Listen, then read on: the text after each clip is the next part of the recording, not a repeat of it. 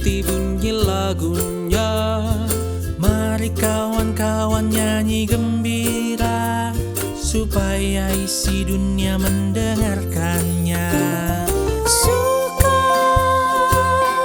bagai terang surya, suka bagai embun, suka bagai pelangi. Mari kawan-kawan nyanyi gembira, mari kawan-kawan nyanyi gembira, gembira mengikuti bunyi lagunya. Mari kawan-kawan nyanyi gembira, Supaya isi dunia mendengarkannya.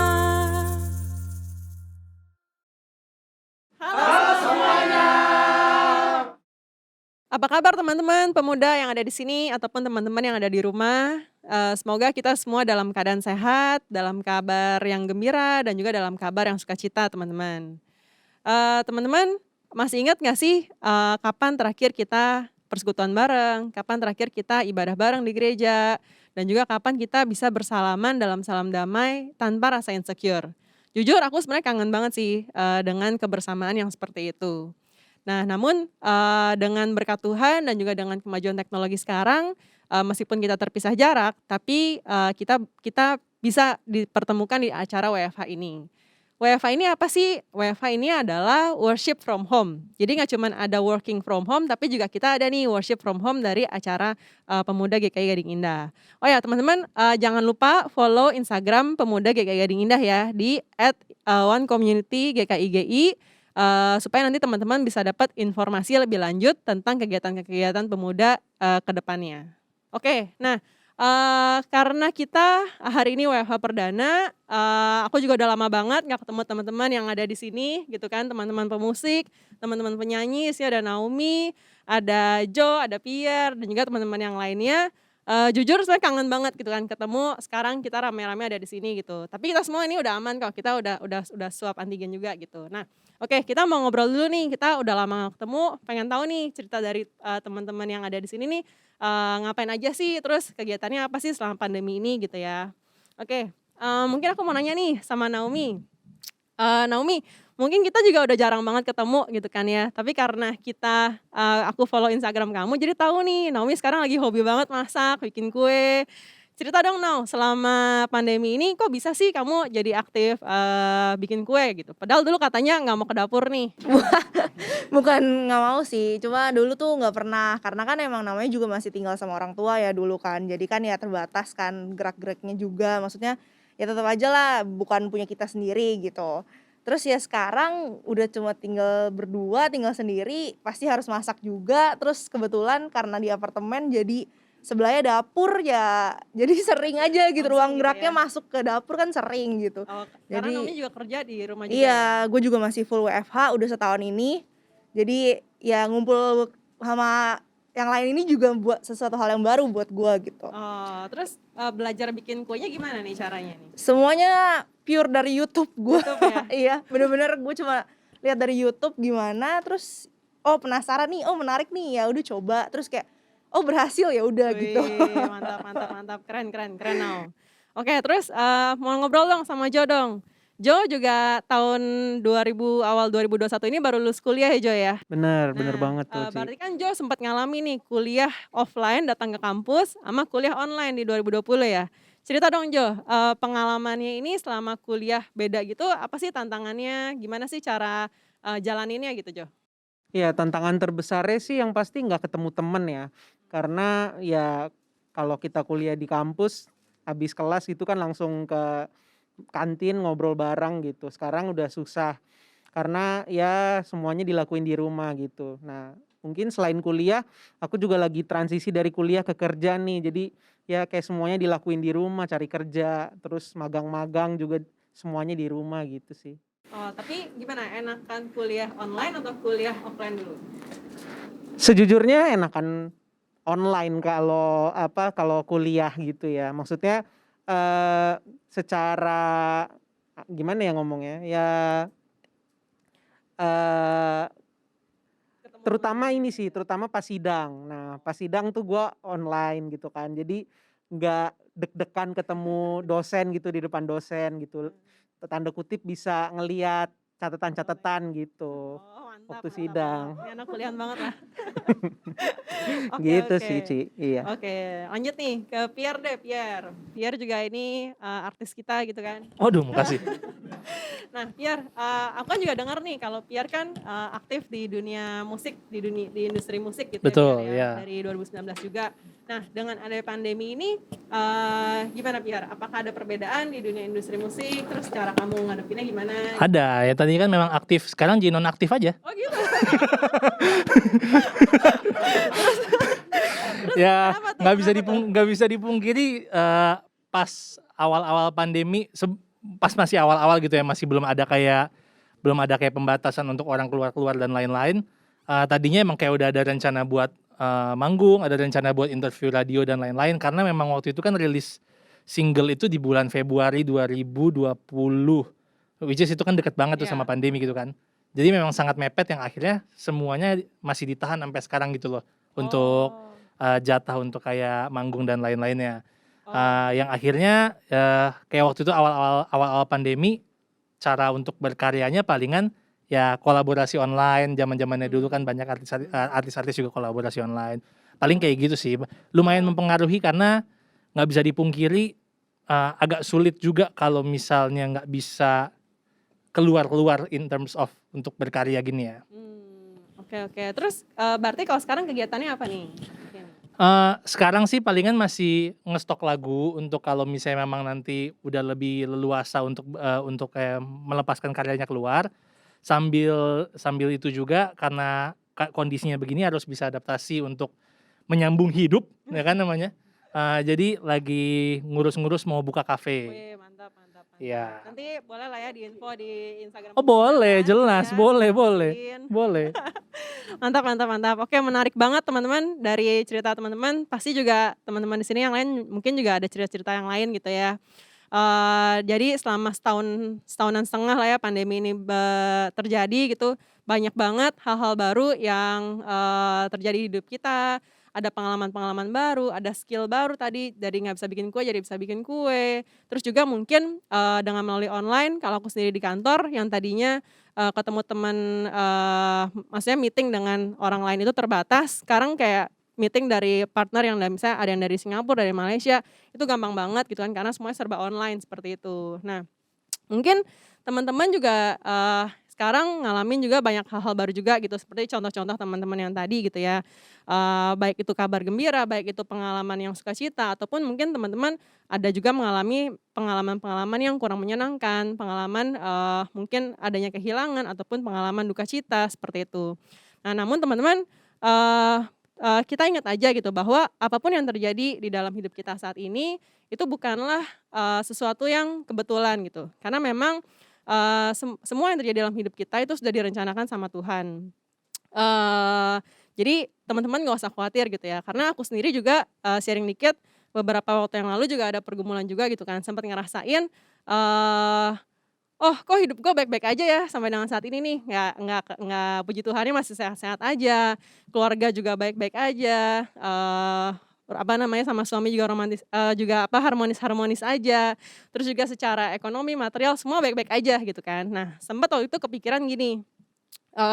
Kan kalau hidup itu kan kayak roda gitu ya, kadang di atas, kadang di bawah gitu. Nah, sempat berpikir, oh berarti mungkin saya lagi di atas nih. Oh, sehingga muncul kekhawatiran, apakah nanti gue akan ngalamin ketika fase ada di bawah ya, sehingga muncullah kekhawatiran apakah nanti gue bisa sakit atau mungkin nanti secara material bisa kehilangan gitu. Muncul kekhawatiran seperti itu. Nah, cuman memang puji Tuhan juga kita selalu di sekitaran dengan teman-teman yang cukup baik gitu kan. Jadi ada teman-temanku ngingetin gitu kan, Magda ingat gitu kan bahwa ada firman Tuhan dari Yeremia 29 ayat 11 mengatakan kata Tuhan gitu kan, sebab aku ini mengetahui rancangan-rancangan apa yang ada padaku tentang kamu.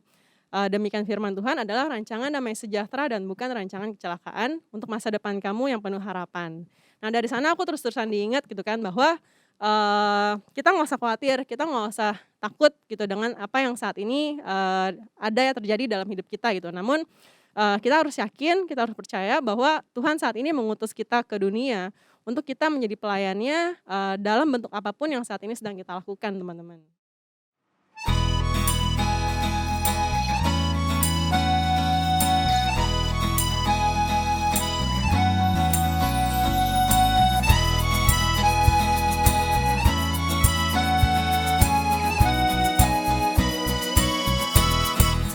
Tuhan mengutus kita ke dalam dunia, bawa pelita kepada yang gelap. Meski dihina serta dilanda duka, harus melayani dengan sepenuh. Dengan senang, marilah kita melayani umat-Nya. Dengan senang, berarti kita memuliakan nama-Nya.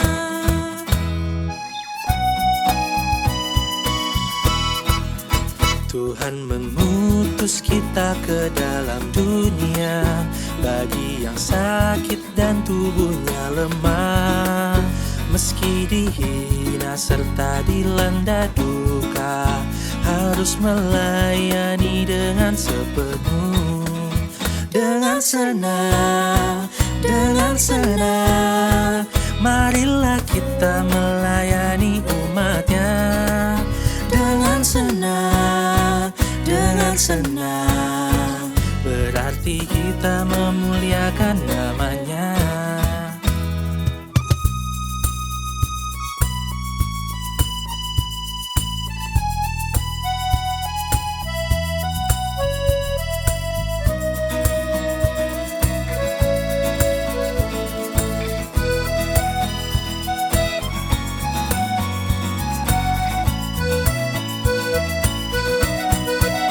Tuhan mengutus kita ke dalam dunia, untuk yang miskin dan lapar berkeluh.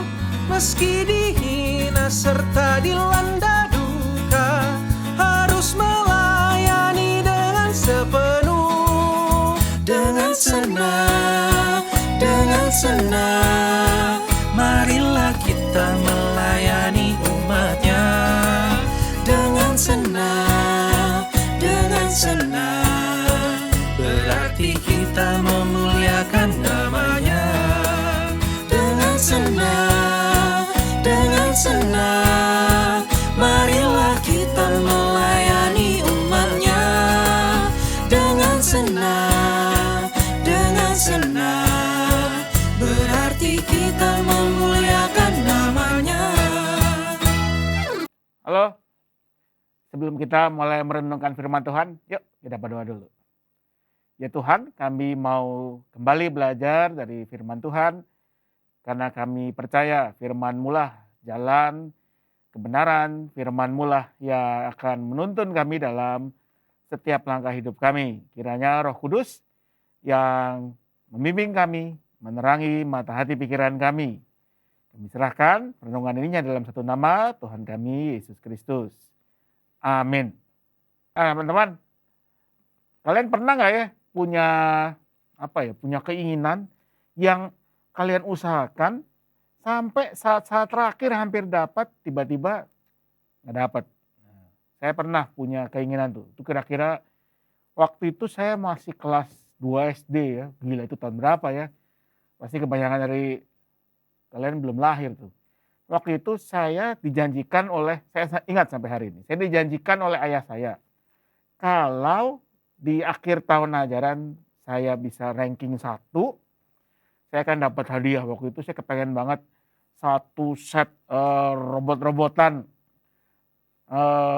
Kan zaman itu masih zamannya sekarang disebutnya tokusatsu atau Voltus 5, Google 5. Gak ada yang kenal ya pasti ya. Nah, saya kepengen banget loh, ada satu set robot yang dari pesawat, mobil bisa bergabung jadi satu robot gede. Dan sepanjang tahun ajaran itu rencana saya kelihatannya berhasil. Semester waktu itu masih pakai catur bulan, belum semester. Cawu 1, saya ranking 1. Cawu 2, ranking 1. Cawu 3, final. Meleset, ranking 2. Kenapa? Karena saya disalib oleh teman baik saya, namanya Michael. Saya kalah di satu pelajaran, menulis. Ya, si Michael dapat 8, saya dapat 6. Kalahlah saya. Kan keselnya itu masih, sampai sekarang saya masih ingat sih perasaan waktu itu. Nah, kalau dalam pandangan populer di kehidupan kita, hidup itu memang sering diibaratkan seperti kompetisi. Ya, kita bersaing bersama orang lain, ya, kita bersaing melawan orang-orang lain, teman sekolah, rekan kerja, saingan bisnis. Jangan gereja juga begitu ya, sesama pendeta bersaing, banyak-banyakan dapat umat, dapat domba, dan menang dalam kehidupan berarti mengalahkan kompetitor-kompetitor itu. Jadi juara, yang lain kalah. Dan konsekuensinya kita selalu memandang orang lain sebagai saingan, sebagai lawan yang harus dikalahkan. Dan kan memang dunia kita seakan-akan seperti itu. Ya, di dunia bisnis zaman dulu Nokia berjaya. Sekarang Nokia tumbang, digantikan oleh apa? Apple, Samsung, dan yang lain. Di sekolah, ya, kalau Anda yang bersekolah di BPK Penabur mungkin bisa merelate ya dengan hal ini ya. Saingan itu begitu ketat. Siapa yang bisa ranking 1 di akhir? Saya nggak tahu sampai sekarang masihkah terjadi ya. Tapi zaman dulu ketat sekali persaingan. Dan kadang-kadang begitu apa ya kejam. Tapi katanya ya begitulah hidup. Nah pertanyaannya, apakah memang harus demikian? Bahwa hidup itu seperti kompetisi di mana kita harus saling mengalahkan. Kalau saya tidak menang, ya orang lain yang menang. Saya kalah. Dan apakah memang itu kebenaran dalam hidup kita? Apa dampaknya? Yang saya rasakan kalau itu yang terjadi, kita jadi egois. Yang penting saya menang.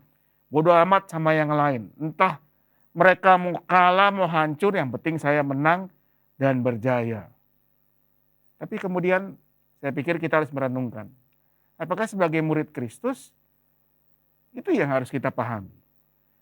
Nah kalau kita baca di Alkitab, memang betul ada ayat-ayat yang mengibaratkan hidup ini seperti sebuah pertandingan. Saya akan bacakan ya, dari 1 Korintus 9 ayat 25. Rasul Paulus berkata begini, tiap-tiap orang yang turut mengambil bagian dalam pertandingan, menguasai dirinya dalam segala hal. Mereka berbuat demikian untuk memperoleh suatu mahkota yang fana. Tetapi kita untuk memperoleh suatu mahkota yang abadi. Kalau kita baca di teks ini, di ayat tadi ya, kelihatannya Rasul Paulus dapat inspirasi memang dari dunia olahraga. Dan zaman itu kira-kira tahun 30, 40, 50 sudah ada yang namanya Olimpiade. Bangsa Yunani yang waktu itu dijajah Romawi sudah mengadakan Olimpiade yang klasik ya, yang Olimpiade yang zaman kuno, ancient time gitu. Dan Rasul Paulus mestinya tahu soal itu karena dia juga warga negara Romawi. Mungkin dari sinilah Rasul Paulus mendapatkan inspirasi. Atlet yang bertanding zaman itu di Olimpiade, yang memenangkan pertandingan, memang dia akan mendapatkan hadiah bukan medali, ya, bukan uang, tapi sebuah mahkota dari daun apa ya, nggak tahu lah ya, daun salam, daun jarak, entahlah. Dan mahkota sederhana itu melambangkan sebuah kehormatan yang besar. Barangkali memang itulah inspirasi dari surat Rasul Paulus tadi. Tapi kalau kita perhatikan baik-baik, ada yang menarik. Kalau para atlet di Olimpiade itu memang bertanding saling mengalahkan, Paulus dia tidak pernah menyebut bahwa kita itu bertanding melawan orang lain. Kita bertanding dalam pertandingan kita masing-masing untuk memperoleh mahkota kehidupan. Tujuannya bukan mengalahkan orang lain, tapi bagaimana kita bisa mencapai tujuan yang Tuhan tetapkan. buat kita semua. Apa itu? Itu bagaimana kita bisa menjadi anak-anak Tuhan, menjadi saksi Kristus yang baik dan benar setiap hari. Bagaimana kita bisa bertumbuh lewat berbagai pengalaman, pergumulan hidup sehari-hari, menjadi pribadi yang lebih baik, lebih tangguh, lebih setia, lebih tahan uji dan sebagainya dan sebagainya. Jadi tujuan hidup kita bukan untuk mengalahkan orang lain, tetapi bagaimana bertanding sebaik-baiknya untuk memenuhi tujuan yang Tuhan tetapkan tadi. Bahkan di surat Rasul Paulus yang lain, di 2 Timotius, Rasul Paulus berkata begini teman-teman. Aku telah mengakhiri pertandingan yang baik, aku telah mencapai garis akhir, dan aku telah memelihara iman. Sekarang telah tersedia bagiku mahkota kebenaran yang akan dikaruniakan kepadaku oleh Tuhan, hakim yang adil pada harinya. Tapi bukan hanya padaku, perhatikan, melainkan juga kepada semua orang yang merindukan kedatangannya. Jadi bukan cuman untukku, untuk saya, untuk kita sendiri, tapi semua orang yang merindukan kedatangannya. Kita dipanggil Tuhan bukan untuk menang sendiri dan mengalahkan orang lain, tapi bagaimana supaya semua orang merasakan, menerima mahkota kehidupan itu. Hidup adalah pertandingan, betul. Tetapi bukan dalam rangka mengalahkan orang lain. Tetapi bagaimana kita mengalahkan diri kita sendiri. Ego, kemalasan, ketidaksetiaan, dan semua hal yang lain. Yang membuat kita tidak bisa bertumbuh menjadi pribadi yang lebih baik. Bahkan kalau kita ingin mengalahkan semua orang, menurut saya tidak tahu Anda setuju atau tidak, jangan-jangan kita berhenti jadi orang Kristen. Coba contohnya ya, kalau saya pernah mendengar cerita dalam rangka persaingan antar siswa di sekolah itu, ada orang tua misalnya yang mengatakan kepada anaknya, kamu jangan suka bantu temanmu tuh, yang gak masuk, yang sakit, gak usah bagi-bagilah catatan pelajaran atau apa. Nanti kalau kamu bagi, dia bisa ngalahin kamu jadi juara kelas misalnya. Kalau itu yang terjadi, saya harus katakan kita jadi orang jahat. Berhenti kita jadi orang Kristen. Bertanding dalam hidup bukan soal mengalahkan orang lain, tapi bagaimana kita bisa bertumbuh juga bersama sesama kita, saudara-saudara kita, sahabat-sahabat kita. Dan saya masih ingat tadi pengalaman yang saya kesal banget dikalahkan oleh teman saya itu ya sekian puluh tahun lalu. Sekian puluh tahun kemudian, ya 3-4 tahun lalu, saya menemukan lagi tuh teman saya itu di sosmed. Dan udah gak ada itu perasaan kesal ya, kami saling bertukar kabar, gimana lu, dia sekarang ada di Amerika Serikat ya, jadi seorang stuntman atau apalah saya lupa. Dan kami saling berbagi, dulu kita ini satu hobi dan sebagainya. Hidup jauh lebih berharga daripada sekedar menang dengan mengalahkan orang lain. Ada banyak hal yang lebih bernilai, persahabatan, pertumbuhan sebagai pribadi, sebagai keluarga. Nah, kalau Anda lihat hari ini saya pakai baju Bayern München. Nah, ini tim favorit saya, dan karena memang hari ini ketika rekaman ini dibuat ya, Bayern memainkan pertandingan terakhirnya di Liga. Dan hari ini Bayern melepaskan 3 pemain yang menyelesaikan kontraknya, lalu ada beberapa, ada 4 pemain yang menyelesaikan kontraknya, ada beberapa pelatih yang berhenti. Dan saya mengikuti ya beritanya, melihat film-film pendek yang mereka siapkan karena kan kondisi pandemi, penonton tidak bisa datang ke stadion. Saya melihat bahwa ini bukan cuma soal menang, ya, gelar, trofi, tapi bagaimana mereka sebagai keluarga melepaskan anggota keluarganya yang mau menyempuh perjalanan baru, mencari petualangan baru. Tapi mereka tetap satu keluarga. Dan bukankah itu nilai yang berharga? Yang lebih penting daripada sekedar menang dengan mengalahkan orang lain. Mari teman-teman, kita menjalani hidup kita dalam pertandingan hidup kita masing-masing untuk menjadi pribadi yang lebih baik, untuk bertumbuh bersama dengan orang-orang di sekitar kita yang Tuhan anugerahkan, teman, sahabat kita, untuk boleh membagikan berkat dan kasih Tuhan. Tuhan memberkati.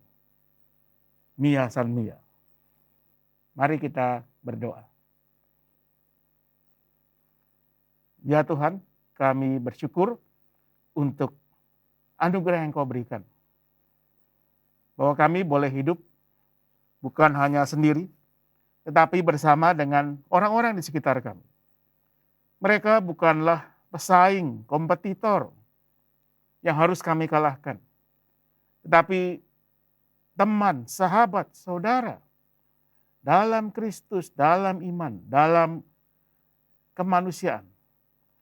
Yang dengan mereka kami berbagi hidup. Kami berbagi tawa, canda, tangis. Dan kami diajak untuk bertumbuh bersama mereka. Karena itu biarlah kami menjalani pertandingan hidup kami masing-masing. Kami belajar dari setiap kegagalan, keberhasilan, dari setiap pengalaman buruk dan baik. Dari semua hal yang boleh Tuhan percayakan kepada kami.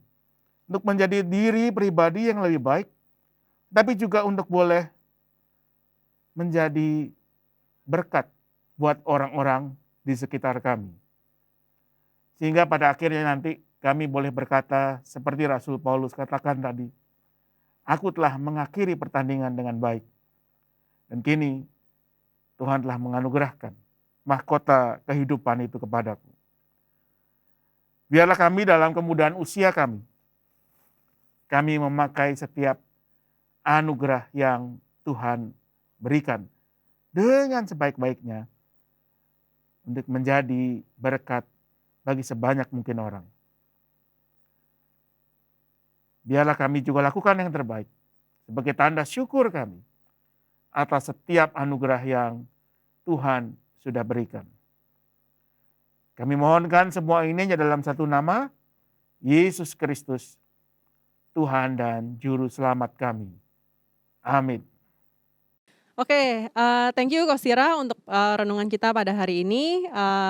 Terima kasih untuk renungannya yang terus mengingatkan kita untuk agar kita supaya terus berserah kepada Tuhan, untuk percaya dan juga untuk yakin bahwa hanya kepada Tuhan Yesuslah kita bisa berserah dan hanya Tuhan Yesuslah yang akan selalu menempati janjinya dalam hidup kita. Amin. Sampai jumpa di acara WFH selanjutnya. See you guys!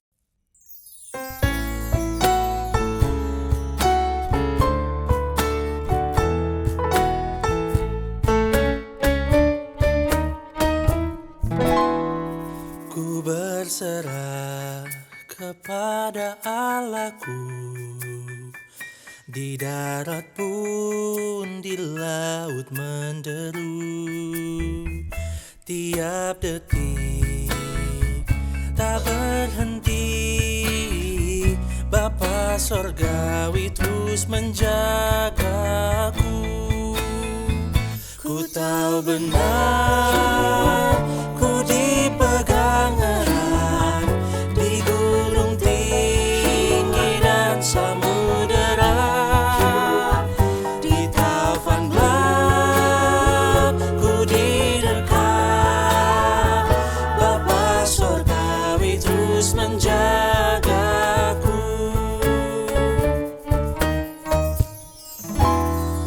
Mawar di taman dihiasinya, elang di langit pun dipimpinnya. Dia tentu besertaku, Bapa Sorgawi terus menjagaku. Ku tahu benar, ku dipegang erat di gunung tinggi dan samudera,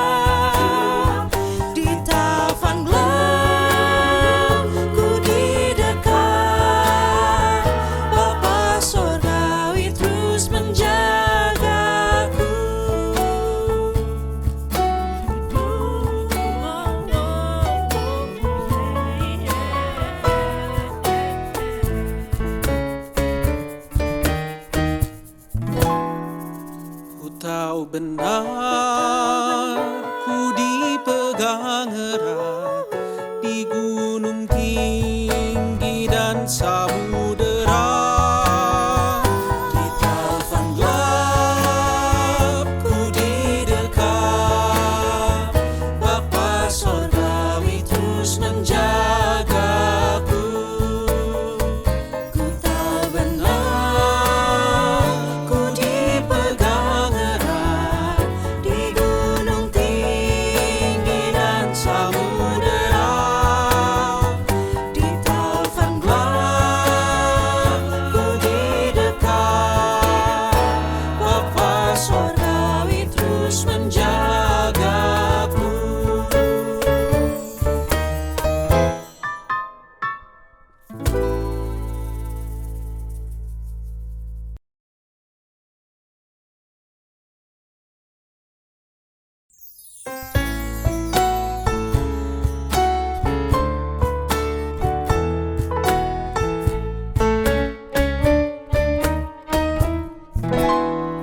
Ku berserah kepada Allahku, di darat pun di laut menderu, tiap detik tak berhenti, Bapa Sorgawi terus menjagaku.